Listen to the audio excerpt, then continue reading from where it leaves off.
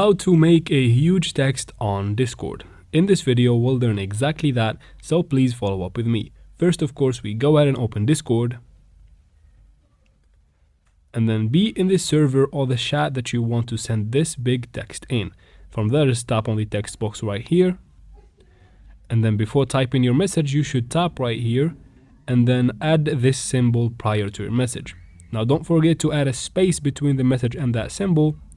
And then from there, you can go ahead and type your message.